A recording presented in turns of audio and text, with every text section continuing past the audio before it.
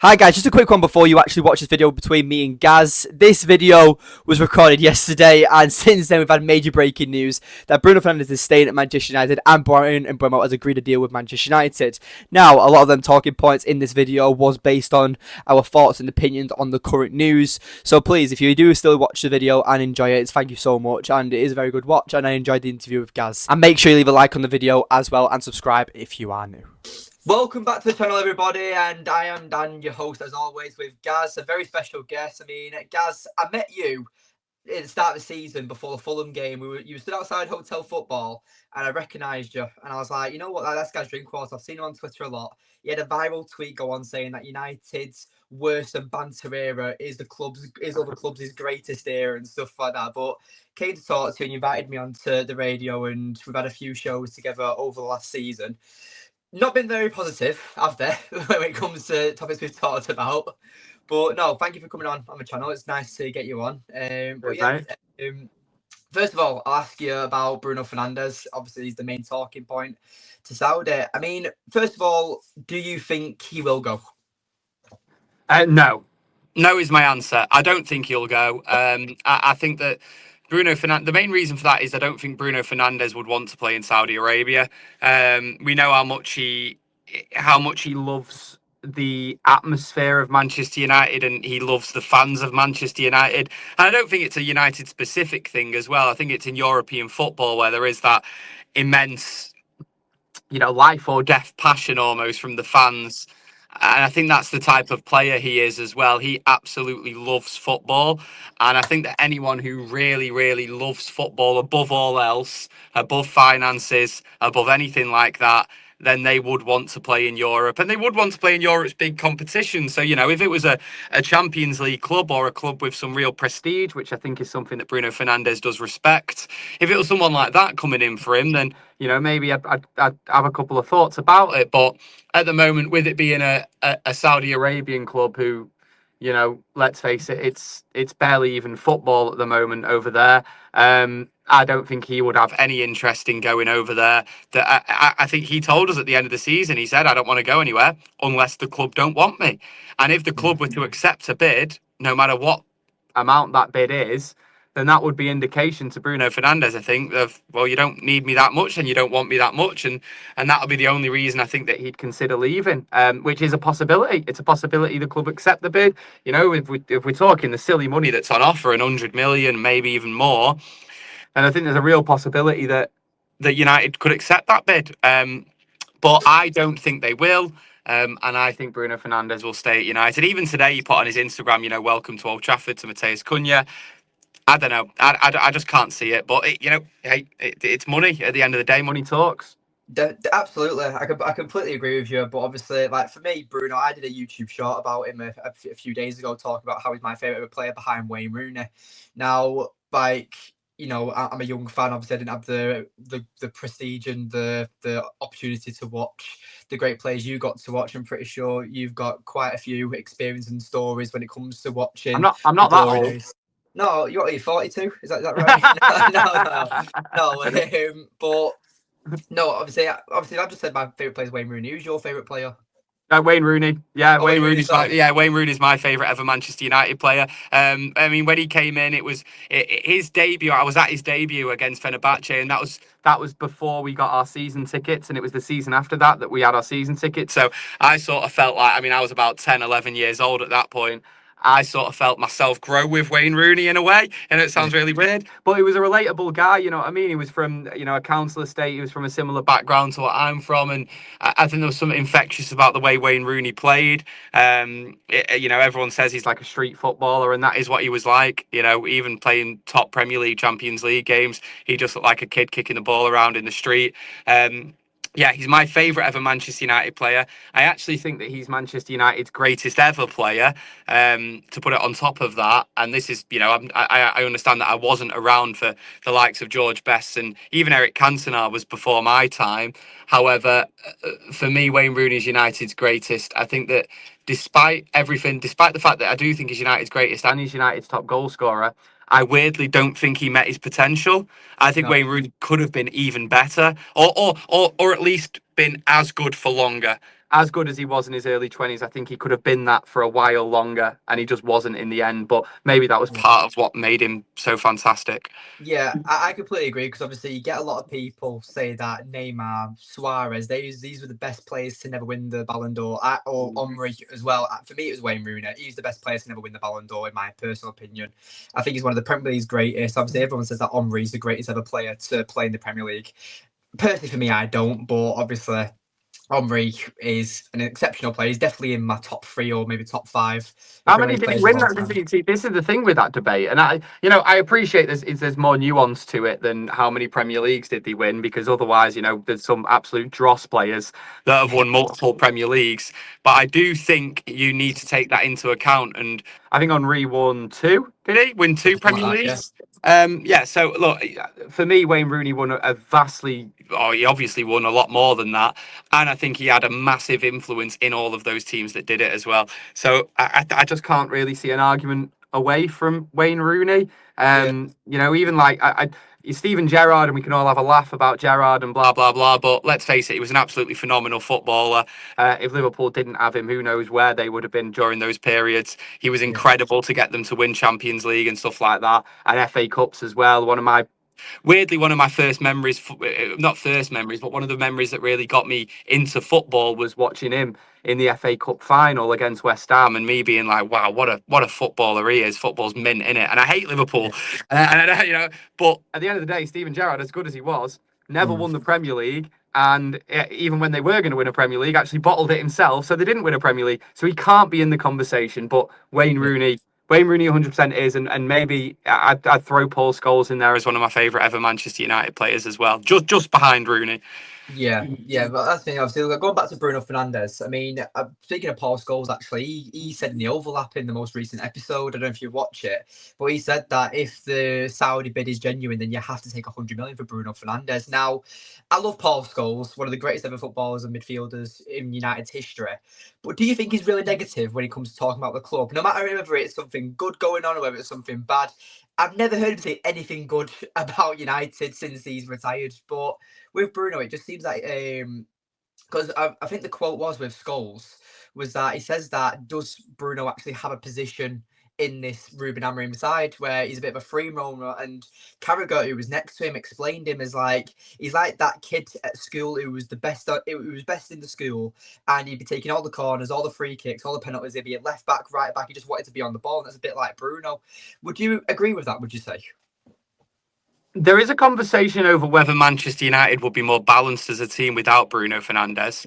I think that's certainly a conversation to be had, because where is Bruno's best position in this team? Is it as a deeper midfielder? Is it as one of the number 10s? Even under Erik ten Hag, he was played as a false 9 at times, and at times it really worked as well in big games, in finals.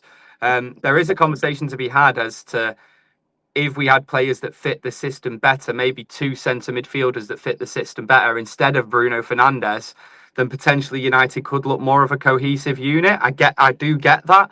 However, United haven't been a cohesive unit for the last few seasons, and that's where Bruno Fernandes has come into his own. He's thrived off the chaos that Manchester United sides have had, and in particular Erik ten Hag's side, where it literally at times there was no caution to the wind in terms of midfield. There was nothing defensive in midfield. Teams would just walk through us, and I do still think that is the case under Ruben Amorim at times. And sometimes you need someone who can do all the jobs when everyone is a little bit lackluster. If United are going to get 100 million for Bruno Fernandes and they're going to invest that in players that fit the system better, I think that if you sell Bruno Fernandes, then instantly you need another centre midfielder, maybe even 2. We all know United need a striker, and I would argue that United need a goalkeeper as well. If they were to cleverly invest in those positions, then sure, I get why Man United might be a better side without Bruno Fernandes, but that is such a risk, because when have we ever trusted this Man United board hierarchy to make the right decisions and make sensible transfer strategies? But also, away from that, they could sign a player who is going to be great and is going to fit that system really well. It takes them a while. It takes footballers a while. Maybe if we're going to go into the Premier League and buy players from the Premier League, it takes a little bit less time, but it is going to take a while, and they could be great players, but just not yet. And United need players who are ready to go now. Bruno Fernandes obviously is that. He's proven it already. But at the end of the day, he's been United's best player. So Yeah. to lose him can only be a bad thing, really. Yeah, and that's the thing as well. It's not like Bruno Fernandes. It's his success or his, like you could say, him being the main player in this side is only recent. For me, he's been the best player since he's arrived. Like when I Pogba agree. was Yeah. here, when Cavani was here, when Ronaldo was here. It doesn't matter what season it's been. He's always been the player that always turns up, no matter what. Every season, obviously, you could say he has his off games like every single other player, but he's more consistent and more, reliable than he is unreliable. And I feel like that's why he stands out and he's one of the fan favourites, because you've got a lot of players who have poorer games more often than better games than often. And obviously, you want consistency in football. And this is what I mean. It's like there's that argument throughout so many seasons, even when Sir Alex was here as our manager, that United wouldn't replace the players who would get rid of. So like, how do you replace Bruno Fernandes is my question. Do you replace him with a midfielder, or do you replace him with his goals and assists with a more forward-thinking, creative 10? Or how would you say it? Because for me, it's impossible to replace him. No, I agree. I think it's a centre midfielder, not a number 10. Cunha already coming into the club. He should be a player that provides plenty of goals and assists. I don't know whether it's going to be the number that Bruno Fernandes provides, but he certainly helps. Brian Mbeumo is a great signing as well. If United were to get that one over the line, I think he'd be fantastic. He's a player that I really, really rate. Brian Mbeumo and Cunha and one, maybe two centre midfielders. So you're looking at four players to replace one player there. But Yeah. I do think that that's how important Bruno Fernandes has been, and I do also think that if they were to get those four players, United might look better than they did with Bruno Fernandes in there. There is also an argument that United could sign three of those players, two of those players even, and that makes Bruno Fernandes even better because he doesn't. You know, he said this at the end of the season. He said, "I don't want to be up for Player of the Season next season. I want there to be other players who are up there." And maybe we could see even better from Bruno Fernandes in a better team around him. But he's a player that's thrived when United are playing well, when United are playing poorly. Yeah, it'll be a shame to lose him, but I don't think it would necessarily be the end of the world if United were to make the right decisions. Because let's not forget, we're talking about a 30-year-old footballer here. Yeah, that's what I mean. I think the age is why so many people are on the fence about it, because you see that lovely round number of 100 million. You see the age that Bruno Fernandes is 30 years old. And for me, Bruno Fernandes has still got 3 or 4 seasons at the top still. He doesn't look like he's slowing down. He's not been one of them players that has relied on flair, pace, and everything like that. He's a very technical footballer. And yeah, obviously he loses out on possession. Obviously he's petulant and stuff like that, like all the criticism that he receives. But it's like people like to make that case that a 30-year-old is about to drop any second. But Mo Salah's what, in his 32, 33, and he's just had one of the best seasons ever in the Premier League. Van Dijk in his 30s. I mean, you had Kante running around the midfield when he was 34 as well. For some reason, I feel like this is also a lot of you could say Twitter like scenarios of people, but it's like they've all played FIFA and realised that when a player reaches 30, they start losing their overall and it starts going down. That's not the case at all. Like just because Bruno Fernandes is 30 doesn't mean that next season he's going to put 2 goals and 4 assists away for the entire season. It's not going to happen. So my last question about Bruno, just before we move on to the other talking points, is that if Bruno Fernandes is sold, who do you think would be the captain? Oh, that's a great question. I've not even thought about that. I've genuinely not even given that a second's thought. Who would be the Manchester United captain? For me, if he could stay fit, it would be Martinez. That'd be only my one. But a lot of people disagree with that. Like people say Casemiro, people say De Ligt, but anyway, Well, it has to be someone who's going to start every game, and you can rely to be in there every game. United don't United don't have many players like that, do they? I mean, like I agree with you that when he's fit, Martinez would start every game, but how often is he actually fit? You know, I'm going through the team in my head now, and you've got the defenders De Ligt, Martinez, obviously Yoro's too young. Oh God. You know who you know what? That's the name that I was about to say then, and I don't necessarily want him to be United captain, mainly because I don't think he's got enough quality. But Diogo Dalot is one of those few players who's always available. And I know he's been injured towards the end of the season. I get that, but like, let's say that was an anomaly. He's never injured the guy. He's always available for United, but because he doesn't have that quality, I don't want to put his name in the hat either. I think you're probably right with Martinez. I can't see anyone else in that starting 11 who would be Yeah. the best shout. But then you do need also then a vice captain who's going to be available, and it's probably going to be Maguire. It's Yeah. probably going to be Martinez and Maguire. I think that's the only way they go about it, because Casemiro can't play every week, and he shouldn't be playing every week. Yeah, I agree. And that's the thing. It's like I even thought about Agate at one point, and I was like, but you don't know what his future is like. Since he's had that West Ham game towards the end of the season, he's hardly played. Like it's like Same Amorim thing. completely got rid of him. Same thing with So Delo. Just yeah, not enough quality. and Not enough that's quality. the annoying thing because when you realise, and like I said, when you've just asked that question about who's going to be the captain, you're there like, all right, who could it be? And then you actually can't actually name anyone. No. Like, and you can't bring in a new signing just to be a captain. Like, you've got to have someone who knows a bit about the club, have a bit of culture. Like, Delit and Mazraoui, you could say that they're decent candidates, but they've been only in one season. So it's like, realistically, if you was to say who would you give it back to, it'd be Maguire, wouldn't it? Because, but how much of a kick in the balls would that be, or kick in the face? So you're just there, like, yeah, we'll take it off you, but then we'll give it back to you when our actual captain's now gone. Like, I Maguire, think like you said, that would send a bad message to the decline of Manchester United. I think if they yeah, decided that this guy wasn't good enough to be captain, and then all of a sudden he is good enough to be captain, that can only tell you one thing, because Maguire hasn't got that much better. It just yeah, shows that Man United have got that much worse. So exactly. yeah, Yeah. concerning. Obviously, you mentioned Mateus Cunha as well. Obviously, I can't wait for his sign. I've been a massive fan of his since he's joined from Atletico Madrid from Wolves last season. I think he's a brilliant player. Obviously, he was on loan from them as well a few years ago.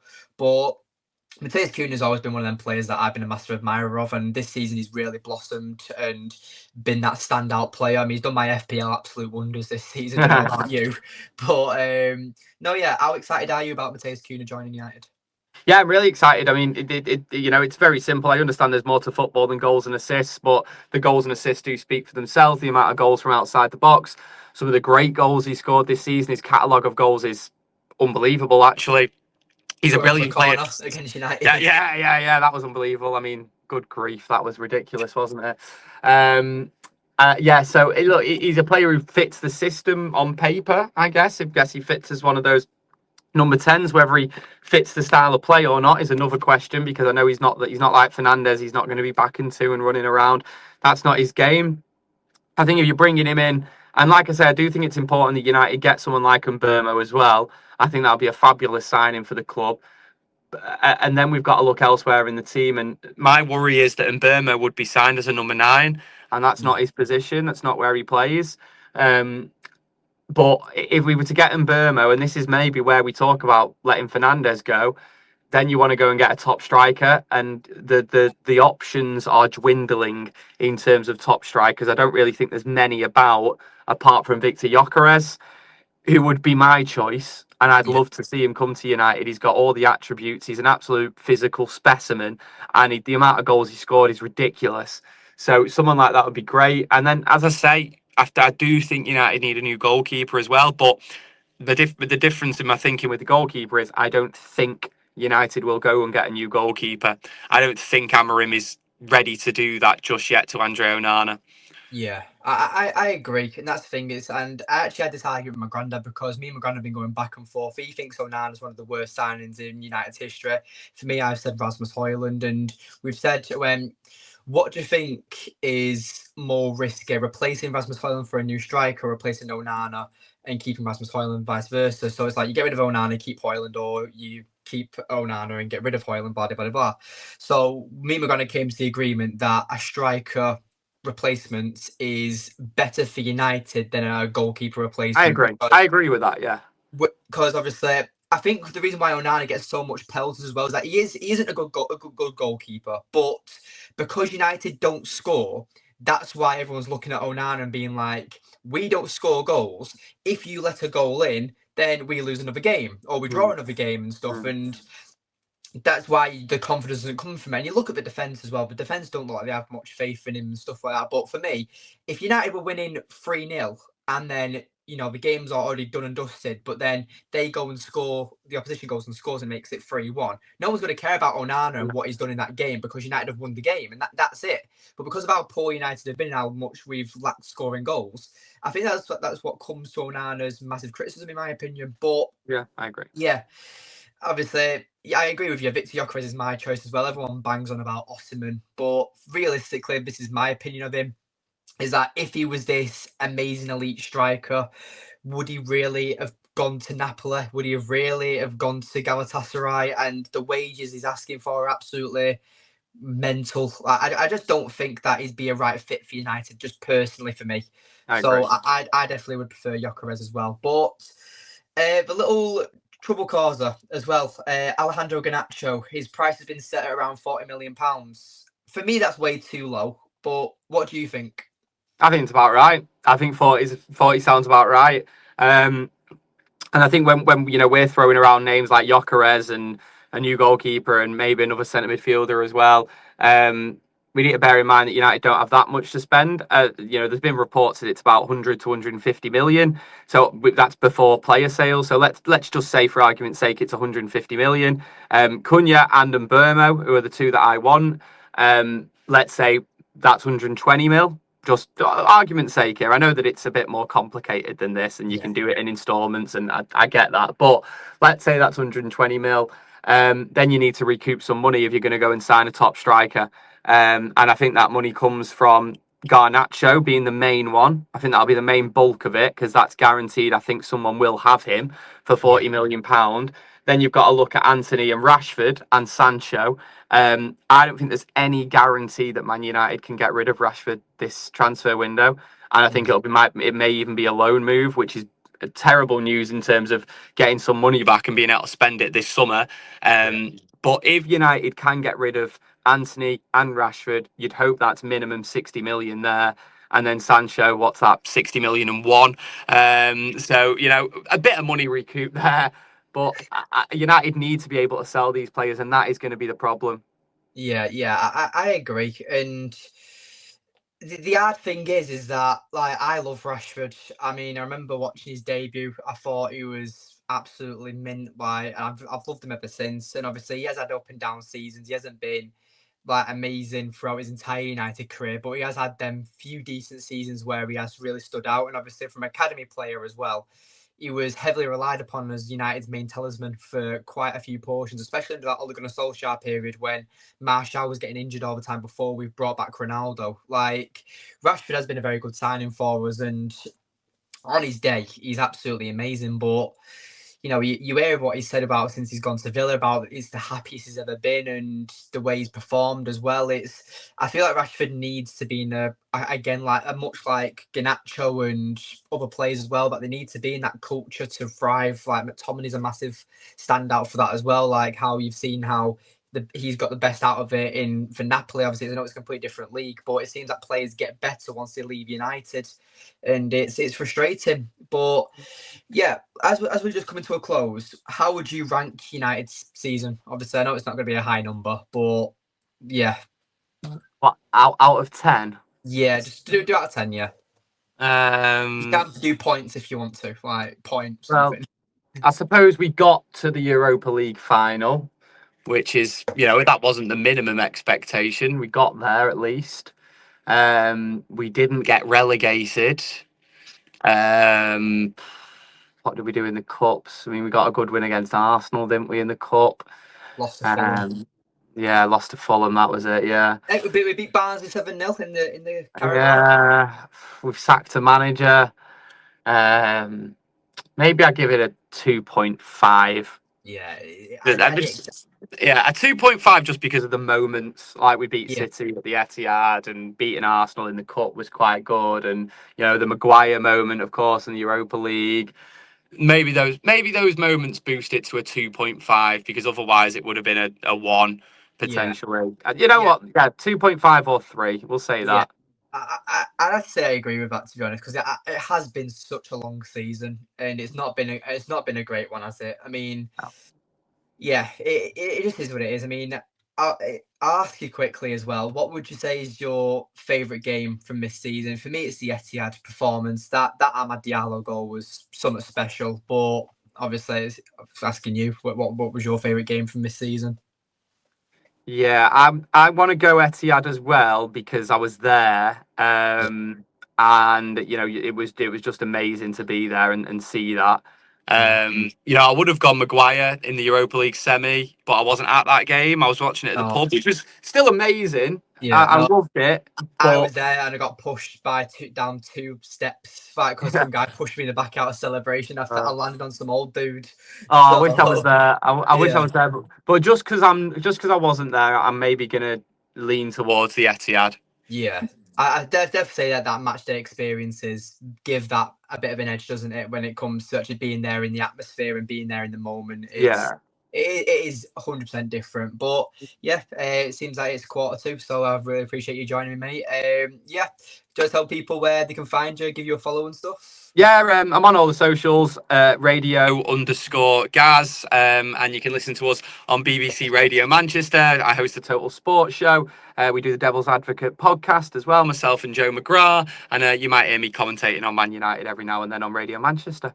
There we go. Thank you so much for joining me, Gaz, and thank you everyone Cheers, who's watched this fans video. Let me know in the comments down below on your predictions for next season and how you feel on the questions we've asked in this video. But anyway, thank you for watching, and we'll see you all in the next one. Thanks for watching, guys, and I'll